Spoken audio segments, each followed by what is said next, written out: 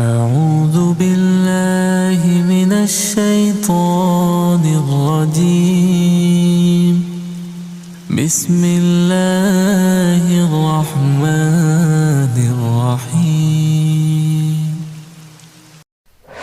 Assalamualaikum warahmatullahi wabarakatuh. Innal hamdalillah wassalatu wassalamu ala Rasulillah wa ala alihi wa sahbihi wa man tabi'ahum bi ihsan ila yaumil qiyamah. Bapak dan Ibu yang semoga Allah rahmati dan semoga Allah berkahi, alhamdulillah kita bersyukur kepada Allah atas seluruh kenikmatan yang Allah telah limpahkan dan Allah berikan kepada kita selaku hambanya dan makhluknya. Terutama yang kita syukuri adalah kenikmatan ketika kita berkumpul pada majelis ilmu, sehingga kita dalam kesempatan malam kali ini, kehidupan kita semoga mampu terkoreksi dengan apa yang disampaikan oleh Allah dan Rasulnya. Karena tidak ada yang berhak untuk mengintervensi kehidupan kita kecuali Allah dan Rasulnya. Dan sesungguhnya manusia itu akan senantiasa berada pada pusaran kebaikan selama dia mengikuti setiap alur yang ditetapkan oleh kitabullah dan sunnah. Tentunya saya ingin memberikan nasihat kepada diri Anda secara khusus dan memberikan nasihat kepada semua kaum muslimin yang saya cintai karena Allah. Semoga kita senantiasa pula setelah kita dikumpulkan di majelis ilmu, kita senantiasa menjaga niat kita, bahwasanya perkumpulan kita yang kita selenggarakan dalam kesempatan malam kali ini merupakan pertemuan yang kita harapkan ridhanya Allah dan wajahnya Allah. Karena sesungguhnya orang yang pertama kali terancam dengan neraka bukan pezina dan bukan peminum khamr, tetapi orang yang terancam untuk masuk ke neraka adalah orang yang berilmu, orang yang menyampaikan ilmu yang biasanya kita sebut dengan ustadz. Dan orang yang terancam yang kedua dengan neraka adalah orang yang senantiasa datang ke kajian, mengembara dari satu ilmu kepada ilmu yang lainnya. Kenapa mereka terancam dengan neraka? Ketika mereka tidak mengikhlaskan niat mereka, ketika mereka berkumpul semata-mata ridhanya Allah. Karena orang yang pertama kali mencicipi api neraka, yaitu adalah mujahid yang salah niat. Yang kedua adalah orang yang senantiasa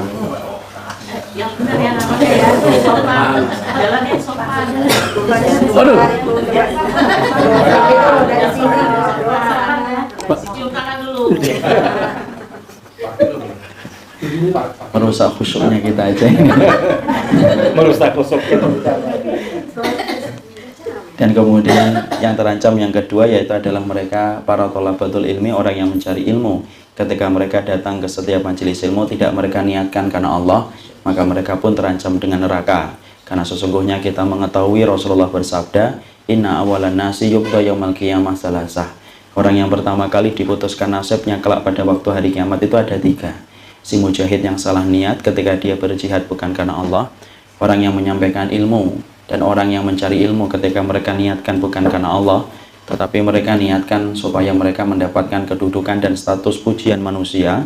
Dan yang ketiga adalah orang yang bersedekah, tapi sedekahnya itu disebabkan mereka ingin mendapatkan pujian manusia. Inilah yang menjadikan kita khawatir bahwasanya seorang ustadz tidak ada jaminan masuk surga. Sebagaimana pula orang yang mengkaji ilmu, orang yang mengembara dari satu ilmu, dari satu majelis ke majelis berikutnya, mereka itu pun akan terancam dengan neraka kalau mereka melalaikan perkara yang pokok di dalam pusaran jiwa, yaitu adalah masalah niat. Semoga kita yang menyampaikan dan orang yang berkumpul pada majelis ini adalah semata-mata kita berkumpul untuk mencari keridhaan Allah. Bukan karena ini anjam untuk bertemu, bukan karena di rumah tidak ada acara, bukan karena di rumah ada konflik dengan pasangan kemudian kabur ke sini. Tetapi memang betul-betul kita tetapi kemudian kita memang berkumpul semata-mata untuk mendapatkan keridhaan Allah, karena kita paham majelis ilmu salah satu majelis yang paling Allah cintai di atas muka bumi ini, dan Allah menjaga niat kita insyaallah. Jamaah yang semoga Allah rahmati dan Allah berkahi. Sebenarnya ketika kita menyebut kata penyesalan, maka selalu berkonotasi bahwasanya penyesalan itu dalam perkara-perkara yang sifatnya duniawi. Kalau kemudian kita mengetahui biasanya kita menyesal ketika nilai ujian tidak sebagaimana yang kita rencanakan. Kita biasanya menyesal, yaitu adalah ketika kita merencanakan banyak proyek, tetapi ternyata proyek itu lepas dari tangan kita. Biasanya kalau disebut kata penyesalan, yaitu adalah dalam perkara-perkara yang sifatnya duniawi. Tapi tahukah kita, ada perkara penyesalan yang pasti kita akan dapatkan, yang mana apabila kita ini tidak mengenal tentang sifatnya dunia. Karena ternyata bahwasanya dunia yang kita tinggal di dalamnya Maka berkewajiban kita untuk mengetahui tentang dunia yang kita tinggal di dalamnya, karena sesungguhnya tidak ada penipu yang paling ulung di atas muka bumi ini kecuali adalah dunia. Makanya Allah menyampaikan dalam salah satu ayatnya, wa mal hayatud dunya illa mata'ul ghurur. Dan sesungguhnya kesenangan dunia itu kesenangan yang menipu. Karena sesungguhnya dunia dengan syaitan itu berkolaborasi untuk menipu manusia supaya mereka menyimpang dari jalan kebenaran dan supaya mereka terperosok di dalam neraka.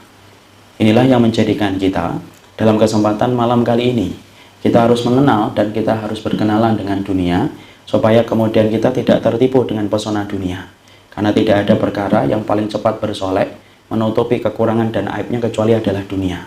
Dan kita sebagai pelakon dalam kehidupan, naif rasanya kalau kita menjadi pelakon kehidupan tetapi tidak mengenal dunia sebagaimana yang dijelaskan oleh kitabullah dan sunnah. Itu sebagaimana ketika kita membeli mobil tetapi kita tidak ngerti tentang mobil, tetapi memberanikan diri membeli mobil yang sangat mahal padahal mobil itu second karena kita tidak ngerti ilmunya. Itu sebagaimana kita memberanikan diri untuk beli batu akik yang harganya mahal padahal kita tidak ngerti tentang batu akik. Akhirnya kita beli, kita sangka batu akik padahal permen. Ketika kita letakkan di atas meja dikerubutin sama semut karena itu adalah fox, bukan kemudian batu akik. Jadi disitulah kita akhirnya harus mengerti bagaimana tentang dunia. Karena ternyata ketika kita tinggal di dunia, maka kita harus mengerti tentang karakternya dunia. Orang yang tidak paham tentang mobil akan menyesal ketika dia membeli mobil tanpa ilmu. Orang yang membeli batu akik akan menyesal ketika dia membeli batu akik tanpa ilmu. Sama pula, orang itu akan menyesal ketika hidup di dunia, tetapi dia tidak mengenal bagaimana sifatnya dunia dan karakteristiknya dunia, sebagaimana yang dijelaskan di dalam kitabullah dan sunnah. Nah inilah yang menjadikan kita, karena kita memahami pemain sinetron itu harus membaca skrip supaya tahu arahnya sinetron. Maka kita yang menjadi pelakon dalam kehidupan, ketika Allah sudah memberikan amanah kehidupan kepada kita dan memberikan waktu ajal kepada kita, maka kita harus paham dunia, karena kita tidak mau menjadi korban berikutnya dari korban setiap penipuan yang dilakukan oleh dunia.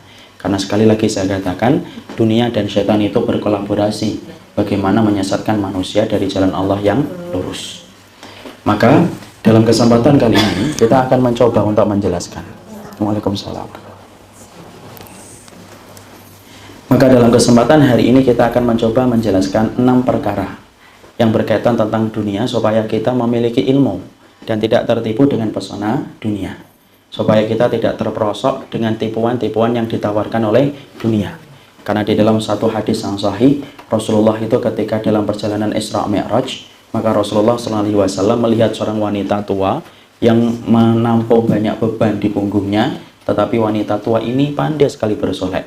Maka kemudian Rasulullah bertanya kepada malaikat Jibril, siapakah itu wahai Jibril? Maka kemudian malaikat Jibril menjawab, itulah dunia yang selalu bersolek padahal dia telah mendekati kemudian garis ajalnya, yaitu adalah kiamat.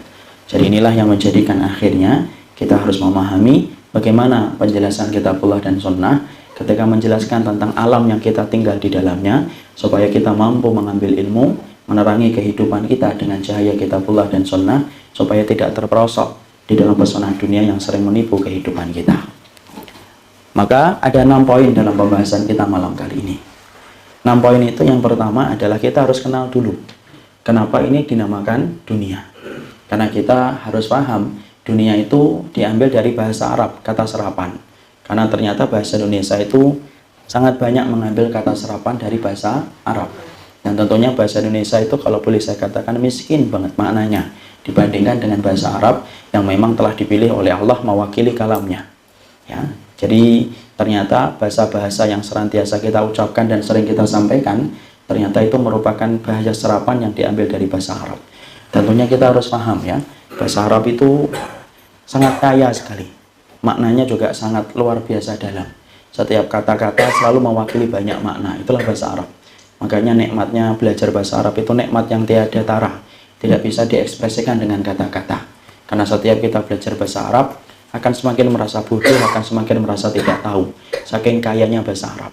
Orang yang telah belajar bahasa Arab 7 tahun, 8 tahun, 10 tahun, itu tidak menjamin dia akan mengetahui seluruh kunci-kunci bahasa Arab.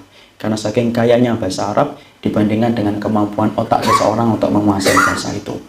Makanya tepat ketika Allah memilih bahasa ini mewakili kalamnya di dalam Al-Quran. Maka Makanya kita harus paham. Sebelum saya jelaskan dunia, banyak loh bahasa Arab itu yang kita harus paham. Setiap kata itu memuat makna. Ya, contohnya kenapa perjalanan itu dinamakan safar. Ternyata bahasa Arab itu ketika menamakan perjalanan itu safar, itu bukan tanpa makna. Tetapi safar itu artinya bana wawadoha. Bana wawadoha itu apa? Yaitu nampak dan jelas. Artinya, kita ini kemudian Masya Allah, kita ini tidak akan pernah kemudian mengetahui karakter jelas seseorang sampai kita safar sama dia. Makanya pada zaman dulu, Umar bin Khattab itu kalau mendapati ada orang bersaksi tentang seseorang, fulan itu begini. Umar bin Khattab nanya balik, hal safar tamahu, kamu pernah safar nggak sama dia? Nggak pernah. Kadzabta, kamu pembohong, kamu dusta. Orang itu tidak diambil lagi kesaksiannya. Kalau kemudian Umar bin Khattab kemudian mengatakan, fulan begini. Kemudian Umar bin Khattab tanya, hal safar tamahu, safar pernah dia sama dia? Pernah. Baru kemudian ditanya secara detail untuk ditabayun. Di situ kita paham, karakternya seseorang itu kelihatan jelas ketika safar. Orang itu akan kelihatan sabarnya, suka berkeluh kesah, suka kemudian mementingkan dirinya sendiri. Semuanya kelihatan kapan? Ketika di dalam safar. Makanya disebut dengan safarun bana wawadoha. Sesuatu yang sifatnya nampak dan jelas. Tuh, ada maknanya. Kenapa kemudian uang di dalam bahasa Arab itu kok dinamakan dinar? Nah, kita kan banyak tidak tahu. Dinar. Padahal ternyata ada maknanya. Kenapa uang itu di dalam bahasa Arab dinamakan dinar? Karena diambil dari dua kata, dinun wa narun. Dinun itu artinya adalah agama, narun itu artinya neraka. Artinya siapapun yang mengambil uang itu dengan cara yang benar, berarti dia terjaga agamanya. Tapi barang siapa yang dia mengambil dunia dengan cara yang salah, maka dia mendapatkan narun. Narun itu apa? Neraka. Masya Allah. Itu baru dua kata. Belum lagi yang lainnya. Oh, yang lainnya banyak sekali. Kenapa kemudian cinta kok disebut dengan mahabbah? Dari kata apa? Habbun. Habbun itu diambil dari akar kata sofin. Sofin itu apa? Bening. Kenapa orang yang cinta itu kok bening? Loh iya, orang itu kalau sudah cinta itu ya bening banget kepada orang yang dia cintai. Ya kan? Kalau ada suami istri baru nikah kan bening banget. Ya, kemudian ketika istrinya cerewet, enggak apa-apa, Masya Allah. Instrumen terindah yang pernah saya dengarkan.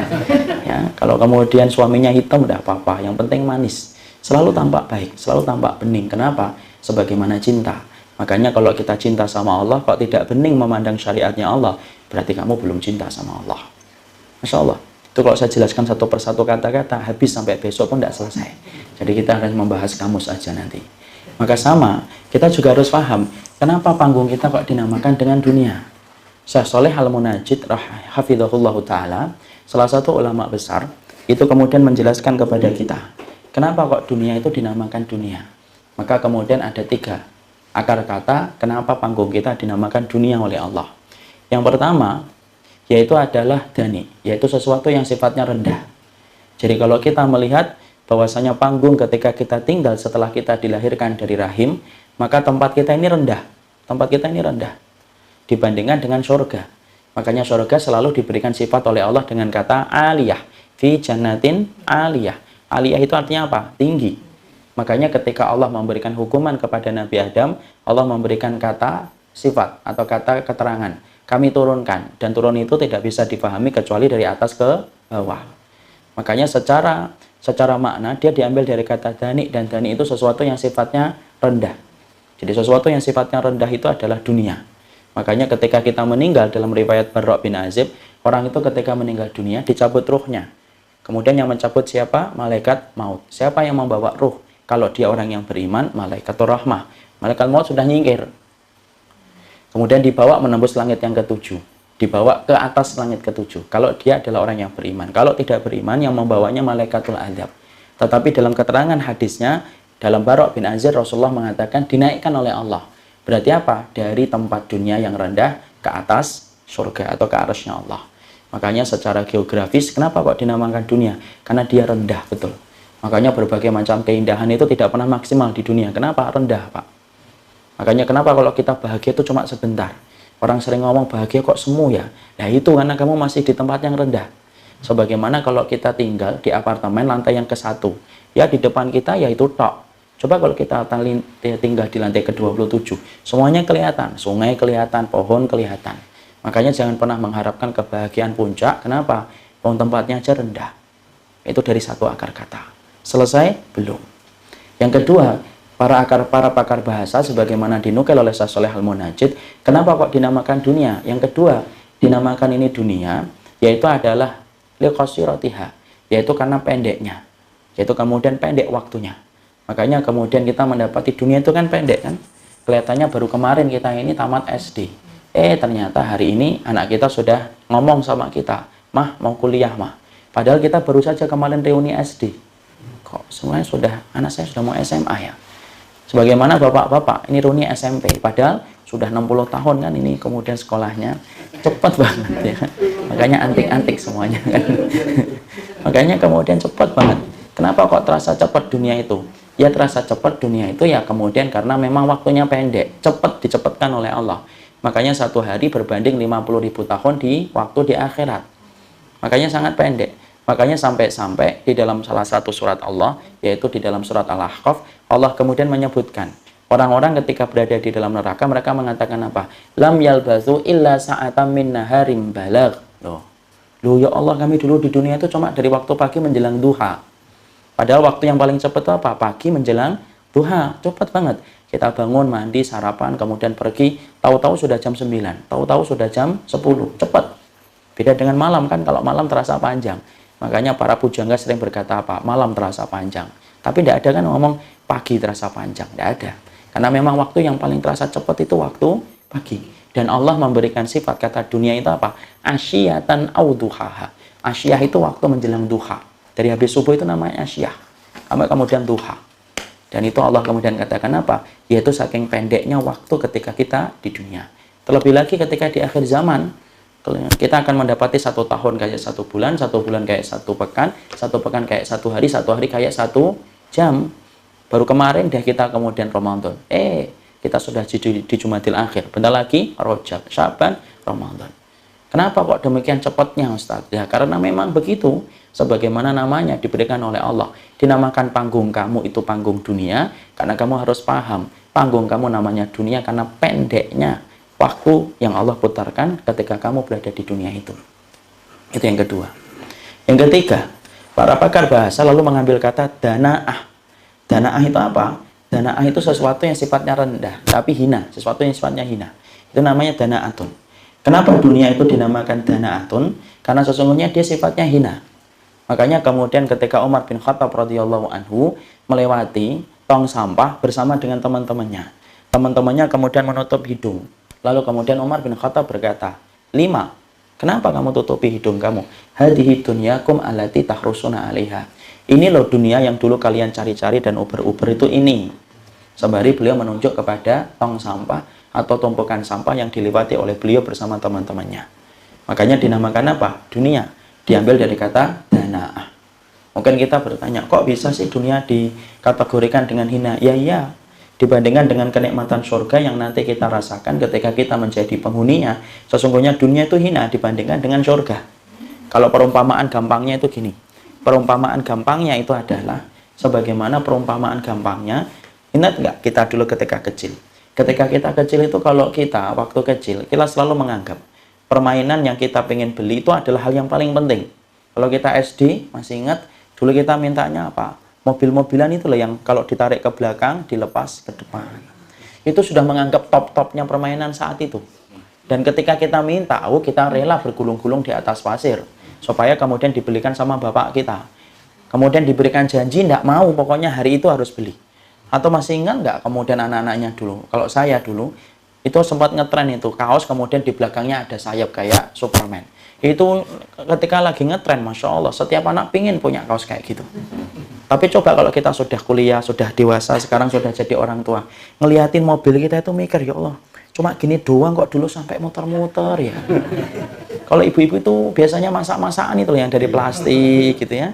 Senang banget dulu. Kalau pas minta itu tuh Masya Allah, nggak bisa dikatain besok ya, nggak mau sekarang. Kenapa kita sekarang sudah menganggap itu sekarang tidak penting? Ya karena kita sudah punya yang lebih besar daripada itu. Ngapain mobil-mobilan? Mobil beneran aja punya kok. Ya sama. Makanya kenapa dunia itu dinamakan dengan dana'ah, sesuatu yang hina. Karena nanti akan berasa hinanya itu nanti. Ketika kita sudah berada di surga, baru kelihatan, loh, dunia itu semacam ini toh. Tidak ada apa-apanya dibandingkan dengan kenikmatan surga apabila kita menjadi salah satu penghuninya. Makanya Masya Allah, diambil dari akar kata itu akhirnya kita paham. Ternyata dunia itu secara waktu dia singkat. Secara geografi dia rendah. Secara hakikat dia hina. Makanya Masya Allah kalau kita kemudian hidup di atas muka bumi ini, ya harusnya kita menganggap dunia itu ya sebagaimana ketika kita di bandara. Tidak pernah kemudian kita yang namanya di bandara pengen tinggal di bandara, tidak pengen lah. Ya, walaupun kemudian di bandara Singapura kamar mandinya lebih baik daripada kamar saya tidak pengen tinggal di bandara Singapura. Saya pengennya ke Bekasi, kota nan indahnya insya Allah. Kenapa? Karena sesungguhnya itu cuma bandara. Ada nggak orang yang di bandara kemudian terlalu asyik, kemudian karena ada wifi gratis, ada AC, kemudian ayo itu sudah dipanggil, enggak saya tinggal di sini, enggak ada. Orang yang beriman itu menganggap dunia itu ya sebagaimana dia di bandara, hanya tempat transit sebentar sebelum melanjutkan perjalanan. Kenapa? Karena hakikatnya dia itu pendek, hakikatnya dia rendah, dan hakikatnya dia itu adalah hina dibandingkan dengan surga yang menanti bagi orang yang menepati janjinya dengan Allah. Nah, disitulah yang menjadikan akhirnya kita paham dunia itu tempat kita meninggal, bukan tempat untuk tinggal. Makanya jangan kemudian terlalu betah, supaya kemudian kita mampu melanjutkan perjalanan berikutnya, perjalanan menuju kepada kampung akhirat kita. Tempat kembalinya kita yaitu adalah di akhirat bersama dengan para nabi dan para rasul bagi orang yang menepati janjinya dengan Allah. Nah, kita ini harus kembali loh. Kenapa? Karena kampung asal kita itu adalah surga. Makanya orang yang berhasil balik ke surga, dialah orang yang mengetahui jalan pulang. Tapi siapapun manusia yang tidak bisa balik ke surga, berarti pada dasarnya dia tersesat dan tidak mengetahui jalan pulangnya kembali. Kenapa? Hakikat manusia itu asalnya dari surga. Makanya sampai-sampai Imam Ibnu Qayyim itu mengatakan, kalau orang dari surga kemudian menjalani hukuman di dunia, kemudian tidak bisa balik ke surga, berarti dia itu lebih buruk daripada keledai. Kok dimisalkan dengan keledai, Ustaz? Ya iya. Beliau mengatakan keledai itu, Pak, walaupun keledai itu selalu disebut dengan kategori sifat-sifat yang negatif. Keledai itu kan disebut dengan hewan yang bodoh, pandir. Tapi ternyata ada kelebihan keledai itu. Apa kelebihan keledai itu? Kelebihan keledai itu kalau kita bawa dari kandang, kita bawa motor-motor berapa kali, bahkan ratusan kali belok, keledai itu ingat. Nanti kemudian ditinggal, biarin aja. Nanti dia akan ngerti jalan pulang. Itu keledai. Walaupun kita membawanya tengah malam, kata Imam Ibnu Qayyim. Kok saya tidak tahu? Iyalah, nggak punya keledai kok. Ya kan, kambing aja alhamdulillah banget punya. Ini keledai. Karena kemudian para ulama ngerti tentang keledai. Karena mereka hidupnya sama keledai orang Arab itu. Kalau mereka tidak punya kuda, belinya apa? Keledai. Maka kemudian Imam Ibnu Qayyim dengan apik beliau menjelaskan, kok kemudian ada manusia tidak ngerti jalan pulang, itu berarti lebih parah daripada keledai. Karena keledai aja dibawa keluar kandang tengah malam, berbelok-belok sampai puluhan kali. Keledai itu ngerti jalan pulang. Sama kalau bahasa kita tuh kucing. Kucing kan gitu kan? Saya masih ingat tuh di waktu saya SD, ya. Terus sambil bicarain kucingnya. Ini contoh aja. Jadi saya masih ingat gitu ketika kemudian kucing gitu disuruh buang ibu. Sana nak buang kucingnya. Saya buang kucing itu. Di tengah perjalanan ketika mau pulang ketemu teman ngobrol. Udah habis ngobrol panjang lebar saya pulang. Ibu saya buka pintu. Dari mana nak? Buang kucing. Bener. Kemudian ditunjuk tuh kucingnya di bawah meja sudah balik. Padahal saya aja belum balik. Itu contoh saja. Bahwasanya manusia itu saya dan bapak, saya dan ibu. Maaf ya, kedudukan kita ini sama. Dulunya kita dari surga. Makanya siapapun yang dia balik kembali ke surga, dia ngerti jalan pulang. Tapi siapapun orang, kemudian dalam kehidupan ini, kok nggak ngerti jalan pulang, maaf loh, berarti kita lebih parah daripada keledai, di mana keledai aja ngerti jalan pulang. Makanya tadi di situ kita paham, dunia itu secara geografis rendah, secara waktu dia pendek, kemudian secara hakikat maka dia itu hina. Dan kita akan menganggap hinanya dunia itu kapan? Sekarang belum. Kalau sekarang belum, nanti kalau sudah di surga lu cuma segitu-segitu aja toh. Sebagaimana kita hari ini ngelihat permainan kita dulu di SD. Alah cuma gundu gitu aja dulu bertengkar, ya Allah. Karena apa? Karena kita sudah naik derajatnya. Nah, itulah yang menjadikan kita paham, itulah yang dinamakan dengan dunia. Sekarang yang kedua, yaitu adalah sifatnya dunia itu kayak apa? Setelah kita ngerti bahwasanya dunia itu diambil dari akar kata yang semacam itu, yang kedua yang kita harus paham, dunia itu sifat yang ditawarkan kepada kita itu apa? Maka kemudian sifat dari dunia itu adalah sifatnya kita menjalani hukuman. Makanya kemudian di kehidupan dunia itu banyak sekali ujian. Karena apa? Karena gitulah sifatnya dunia. Makanya kalau ada orang yang bahagia tidak pernah maksimal dalam kehidupan dunia. Kenapa? Karena ini tempat hukuman ketika Nabi Adam diturunkan ketika makan buah yang diharamkan oleh Allah. Makanya kalau ada orang sering bertanya, Ustadz, kenapa ya saya sering nangis padahal saya sudah sering ngaji? Jawabannya simpel, karena kamu masih di dunia. Kenapa ya saya sering sedih ya, padahal saya sudah mendekat kepada Allah. Saya sudah tinggalkan itu yang tidak boleh, sudah saya kurangin itu. Tapi kenapa kok masih bersedih, masih kecewa? Semua jawaban dari pertanyaan, kenapa kamu kecewa, kenapa kamu meneteskan air mata, kenapa kamu kemudian berkalang dalam kesedihan, jawabannya cuma satu, karena ana dan antum masih di dunia.